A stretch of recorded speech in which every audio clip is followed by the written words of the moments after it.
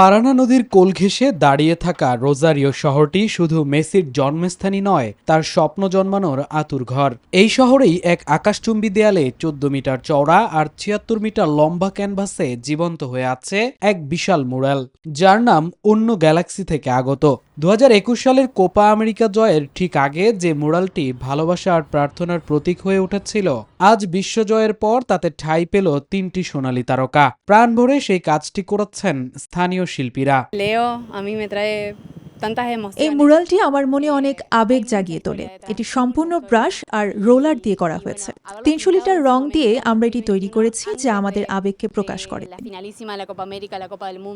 মেসির প্রথম ফুটবল খেলার মাঠ আর তার শৈশবের বাড়ির ঠিক বিপরীত দিকে অবস্থিত এই দেয়াল চিত্রটি আকাশ থেকে দেখলে মনে হয় যেন মেসি দাঁড়িয়ে আছেন তার সকল মর্যাদা নিয়ে মাথা উঁচু করে।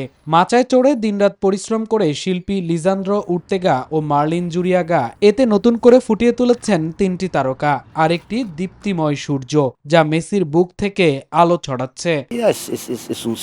আমরা মুরালগুলোর নাম দেই অন্য গ্যালাক্সি থেকে আগত, কিন্তু বাস্তবে মেসি আমাদের মতোই একজন মানুষ, যে অনেক কিছুকে ড্রিবল করে পিছনে ফেলে এসেছে। আমরা এখানে ৩টি তারা স্থাপন করেছি, যার মানে তিনি অর্জন করেছেন পরিবেশ, প্রতিবেশ ও পরিবার।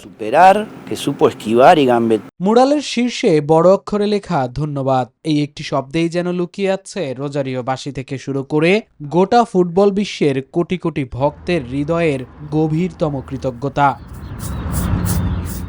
মামুনুর রহমান, নিউজ 24।